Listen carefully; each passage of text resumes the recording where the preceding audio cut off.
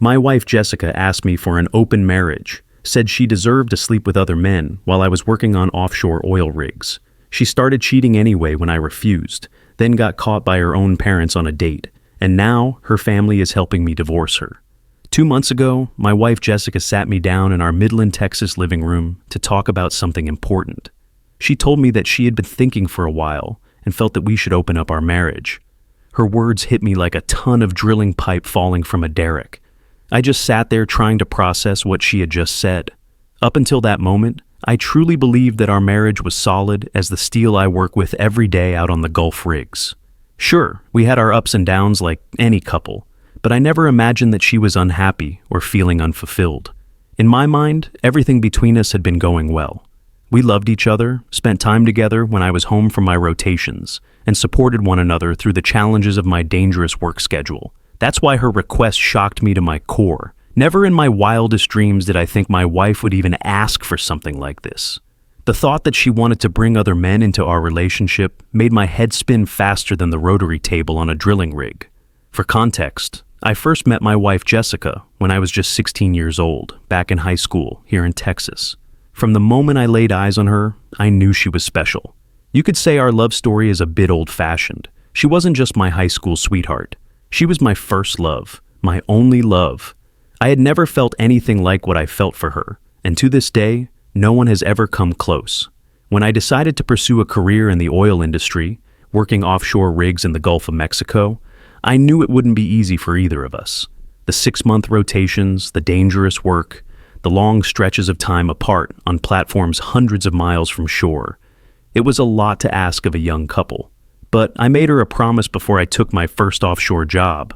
I told her that no matter how long my rotations lasted, no matter how dangerous the work became, I would always come back to her.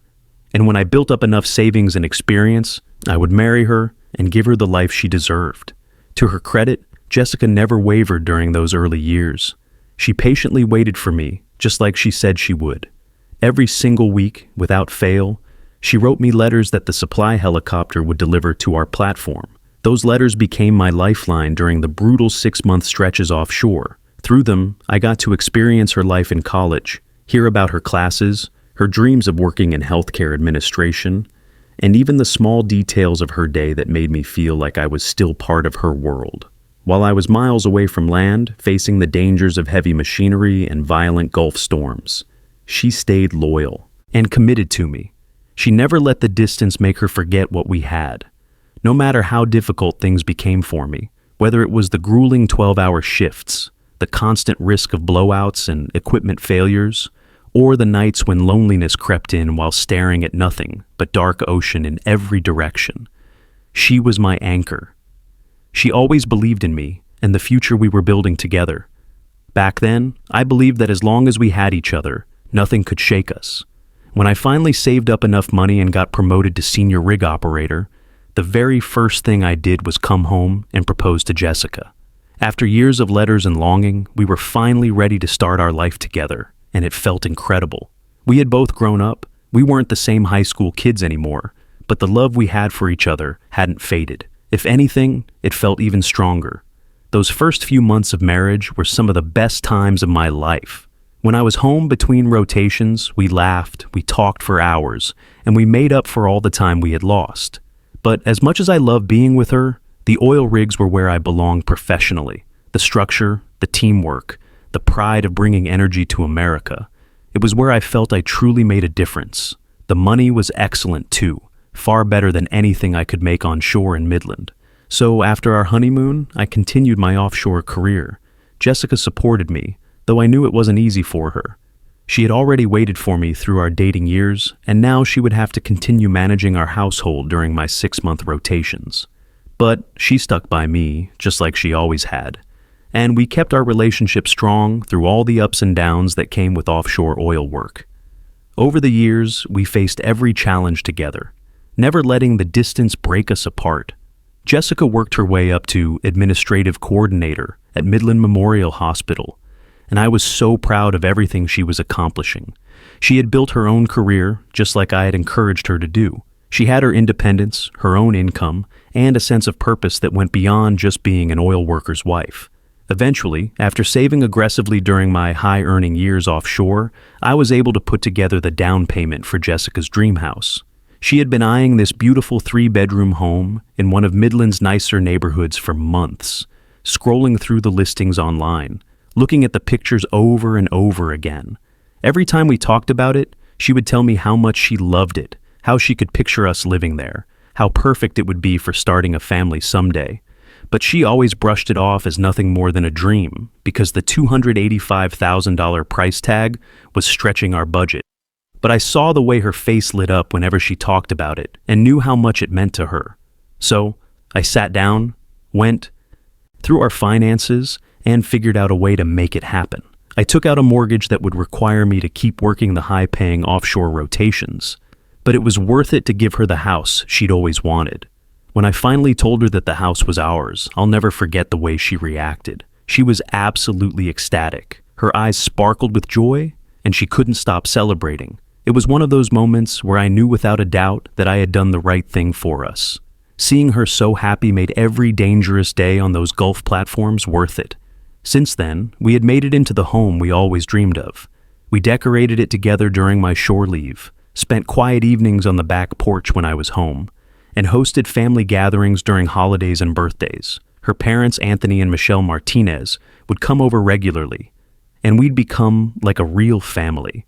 Anthony had worked in the oil fields himself before an injury forced him to retire early, so he understood the sacrifices that came with my career. Over the 10 years of our marriage, I never once thought there were any serious issues between us. Of course, like any couple dealing with long separations, we had our ups and downs, but I always believed we were strong enough to get through anything. Looking back now, maybe I was too blinded by love to see the cracks forming beneath the surface. One of the biggest challenges we had faced was the issue of having kids. I had always dreamed of becoming a father.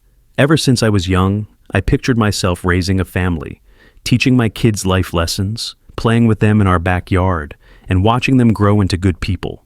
I wanted that more than anything. With the money I was making offshore, we could easily afford children and give them a great life. Jessica, on the other hand, never shared that dream as enthusiastically as I did. I didn't realize it at first because, for a long time, she never told me directly. During our early marriage, whenever I brought up the fact that I wanted kids, she would just smile and change the subject. She never gave me any clear signs that she didn't want any. After we bought the house, when I finally sat down to talk to her seriously about trying for a baby, I was hopeful, excited even. She didn't seem excited at all, but at the same time, she didn't deny me. I deeply love my wife, and if she had told me even once back then that she didn't want kids, I would have adjusted my expectations.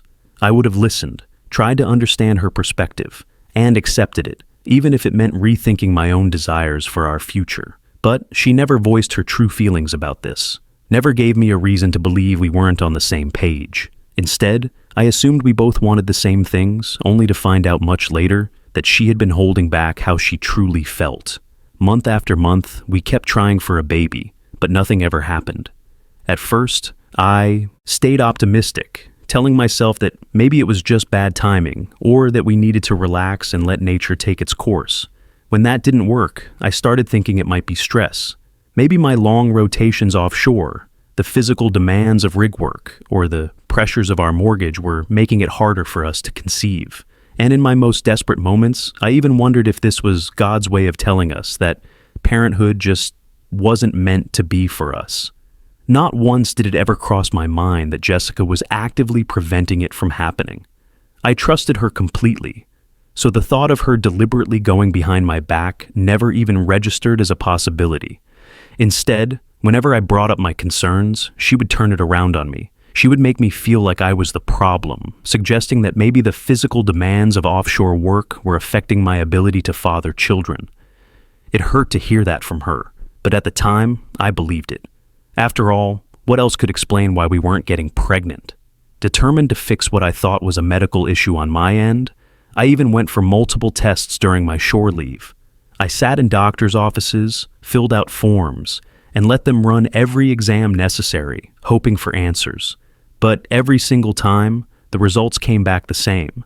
There was nothing wrong with me. I was perfectly capable of having children. That should have been a relief, but instead, it only left me more confused. If I was fine, Then what was going on? Whenever I suggested that Jessica should get checked too, she would immediately brush it off. She would insist that she was perfectly healthy and didn't need any tests. I didn't want to pressure her, so I let it go, assuming that maybe she was just scared or anxious about the idea of something being wrong. I had no idea that the truth was something entirely different, something she had been keeping from me all along. Then, after months of disappointment and confusion, she finally admitted the truth. She looked me in the eye and told me that she had been secretly taking birth control pills the entire time. Every month that I spent hoping, every night during my offshore rotations that I lay awake in my bunk thinking about what our future with children would look like, it had all been for nothing. She never wanted kids, not now, not ever. And the worst part was that she had known that from the very beginning. Hearing those words from her felt like taking a pipe wrench to the gut. I had spent so long blaming myself, thinking there was something wrong with me, when all along she had made a choice that I never even knew about. She had watched me go through test after test, had let me carry the weight of doubt and insecurity, and never once did she stop me. Instead, she let me believe I was the problem while she quietly made sure that we would never conceive. I was devastated, not just because my dream of fatherhood had been taken away from me, but because the person I loved the most had kept something so important from me. I felt betrayed, lost, and unsure of what to do next. A part of me wanted to walk away to find someone who shared my dreams of having a family. But then there was another part of me, the stronger part, that couldn't imagine a life without Jessica. No matter how much it hurt, I loved her too much to let this break us. So I forced myself to let go of the idea of being a father forever. I told myself that being with her was enough, that our life together mattered more than anything else. That's just the way I have always loved her, with my whole heart, no matter the cost. I buried my dreams of children and focused on being the best husband I could be. But apparently, that still wasn't enough for her. Because if that were true, then why did she want an open marriage? Why did she feel the need to look elsewhere when I had already given her everything I could? At first, I couldn't believe what I was hearing when she brought up the open marriage idea. My mind refused to process it. I actually asked her if she was joking because honestly, that was the only response that made any sense to me. How else was I supposed to react?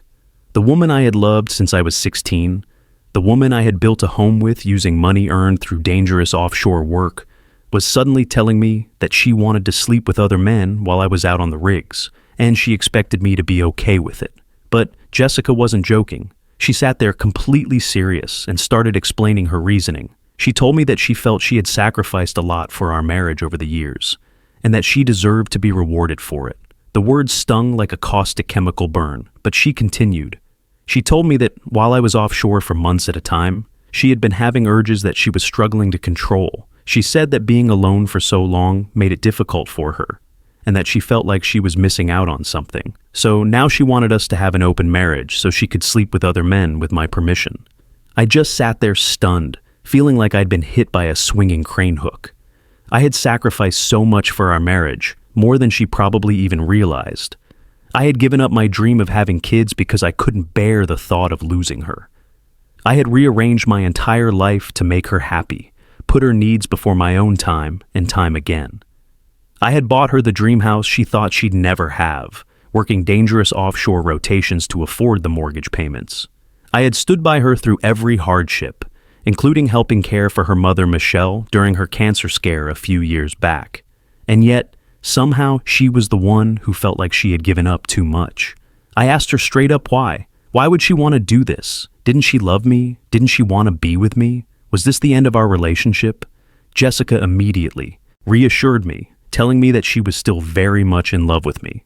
She insisted that the only reason she was even asking me this was because she didn't want to cheat on me.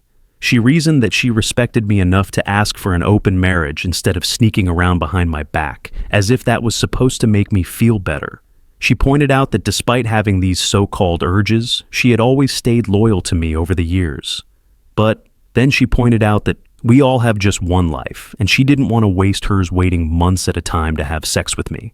She wanted to explore other options and enjoy her life while she was still young. I couldn't believe what I was hearing. A waste. All those years we had spent together, the sacrifices, the love, the memories. Was that how she saw it? Was my absence due to dangerous offshore work, something I had dedicated my career to in order to provide for us, really just an inconvenience to her? It was like I was talking to a stranger. The woman I had loved since I was 16, the woman I had built my entire adult life around, was now telling me that staying faithful to me had been some kind of hardship. That being in a committed, monogamous marriage with me wasn't enough for her anymore. I sat there trying to come up with reasons as to why she had suddenly changed. Maybe this wasn't really about wanting an open marriage. Maybe she just hated that I was away so much. Maybe she was lonely, and this was her way of saying she wanted me home more. So I asked her, "Do you want me to quit offshore work? Is that what this is really about? Do you not want me to go away anymore? Because if that's what you need, I'll try to find onshore work. The pay would be much less, and we'd probably have to sell the house, but if that's what it took to save our marriage, I was willing to consider it." But Jessica shook her head without hesitation. She told me she didn't mind my job. She had no problem with me working offshore, no issue with the fact that I was gone for months at a time. This wasn't about my career or my absence. This was about her, she said. She told me that there was nothing wrong with me or our marriage, that she truly wanted me to remain her husband, to stay in her life, but at the same time, she also wanted other men. She reasoned that since we were both adults without children, we should be having more fun. Jessica reassured me over and over again that she would always be upfront about who she slept with, if that would make me more comfortable with the idea of an open marriage. She promised that she would never get emotionally involved with anyone else, that it would be just sex, nothing more. But to me, it didn't matter whether it was emotional or physical. This was cheating in my book, and I didn't like it at all. Cheating was cheating. I told her that this wasn't something I had ever agreed to when I first married her. This wasn't the kind of relationship I had signed up for. We took vows to be faithful, to be committed, to choose each other every single day. And now, after everything we had been through, she wanted to rewrite those vows for her own benefit. I tried to make her understand. I told her that I get urges too, while I'm offshore. I'm gone for months at a time, working alongside other men who probably wouldn't think twice if I wanted to mess around when we hit port in Louisiana or Texas. But I don't. I wouldn't. Because no matter how long I'm away, no matter how lonely I might feel staring out at the endless Gulf waters, I could never bring myself to betray the woman I love. That's what commitment is. That's what love means to me. So, how could she sit there and ask me for something like this? How could she say she loved me, that she still wanted me as her husband, while also asking for permission to sleep with other men? It felt like she had completely shattered the foundation of everything we had built together on that rig of marriage. I wasn't just angry, I was hurt. I had spent years believing in this marriage, in us. I had sacrificed dreams, time, and pieces of myself to make sure she was happy. And now, it was like none of that mattered to her, because if she truly loved me the way I loved her, how could she even ask me for this? The argument escalated quickly, emotions running high on both sides. No matter how much I tried to make her see my point of view, Jessica wouldn't back down. In the end, she gave me an ultimatum. Either I agreed to her demands or we divorced and went our separate ways. Hearing those words come out of her mouth felt like being caught in a blowout with no way to cap the well. After everything we had been through, all the sacrifices, all the love I had poured into this marriage, she was willing to throw it all away just so she could sleep with other men. She didn't even seem conflicted about it. It was like she had already made up her mind and was just waiting for me to fall in line. That night, I couldn't stay in that house and pretend things were normal. I went to one of the local bars near the oil refineries and drank until my thoughts were too blurry to process what had happened. I needed an escape, even if just for a few hours. When I finally made my way back home, I didn't even go to our bedroom. I crashed in the guest room because I couldn't bear to look at her, let alone sleep beside her. Ever since that day, I had avoided her like a toxic gas leak. I couldn't even look at her face without getting angry. Recently, I got the call for my next rotation. I was being deployed to a platform in the Gulf for another 6-month stint. Before I left, Jessica insisted that I give her an answer. She didn't want to wait. She wanted to know if I would agree to an open marriage or if this was the end. I looked her in the eyes and made myself very clear. I would never give in to her demand. I told her that if she was so eager to be with other men, then she should pack her bags and leave my house. I reminded her that this wasn't how I was raised, that this wasn't the kind of marriage I believed in. If she wanted an open relationship, she could have it, just not with me. I would rather divorce than stay married to someone who didn't respect the commitment we had made. She was furious. I could see it in her eyes, the way her face twisted in anger. Since then, she had refused to speak to me on the satellite phone whenever I tried reaching out to her from the platform. She was acting like I'm the one who did something wrong, so I just wanted to know if I was wrong for not agreeing to my wife's demands. But then I got my answer in the most brutal way possible. I recently got a very upset call from my in-laws on the platform's communication system. Turns out my mother-in-law, Michelle, and father-in-law, Anthony, spotted Jessica out on a date with another man while I was offshore. She was apparently holding hands with this guy and kissing him like she wasn't married and didn't have a husband working dangerous shifts on a golf platform right now. The sheer audacity of this woman. Not only did she go behind my back and do this despite my clear disapproval, but she did it so openly in the same city where both my family and hers live. She didn't even try to be discreet. It's like she had truly stopped caring about anything but herself. Well, my father-in-law Anthony wasn't having it. He confronted her immediately and let her have it right there in front of everyone at the restaurant. And from what I heard over that crackling satellite connection, he didn't hold back. He was furious, yelling at her and at the guy she was with, making it very clear just how disgusted he was with her actions. My mother-in-law Michelle was there too, and she was just as upset. Anthony is a former oil field worker himself, and he's an intimidating guy when he's pissed off. I can only imagine how terrified that other man must have been when this enraged ex-roughneck got in his face. If I had to guess, I'd say that guy bolted the moment he realized who he was dealing with. After everything, Anthony called me up on the platform, furious and apologetic all at once. He asked me if I had any idea why Jessica would do something like this. This is when I confessed to him about what she had demanded from me before I left for this rotation.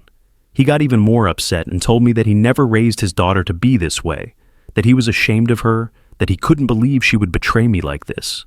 Michelle was crying in the background, completely heartbroken over what Jessica had done. These people had treated me like their own son for over a decade, and now they were watching their daughter destroy everything we had built. Honestly, at this point, I'm just numb.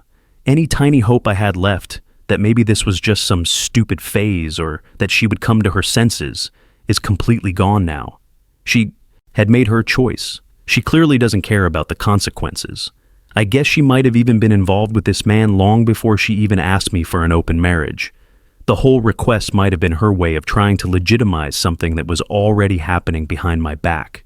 Anyways, I'm done. Fully, completely done. I have already contacted a divorce lawyer from the platform using the company's legal assistance program, and as soon as I get back to shore, I'm starting the process to divorce her. She can have her fun with whoever she wants, but she won't be doing it while still legally tied to me. And here's the beautiful part of this whole mess. This week, Jessica called me furious on the satellite phone, demanding to know why I had been talking behind her back with her parents and turning them against her. She screamed about how it was my fault that her family was so angry at her, that they weren't supporting her, that I had somehow manipulated them into taking my side. I calmly assured her that she did that all on her own when she decided to cheat and get caught by her own parents in public. But here's where it gets really interesting, and why I'm sharing this story with all of you. My in-laws, Anthony and Michelle, completely disgusted with Jessica's behavior and ashamed of what their daughter had become, now want to help me get through this divorce. As an apology for how she had treated me, and as a way to make things right after I had been nothing but a good husband and son-in-law for over a decade, they have even offered me a significant portion of Jessica's inheritance. They want to ensure I come out of this mess in the best possible position, especially since I had used my offshore earnings to buy the house and support their daughter all these years. And without hesitation, I have decided to happily accept their offer. Thanks to her parents' support, I won't be walking away from this marriage empty-handed. I'll keep the house that I paid for with my dangerous offshore work.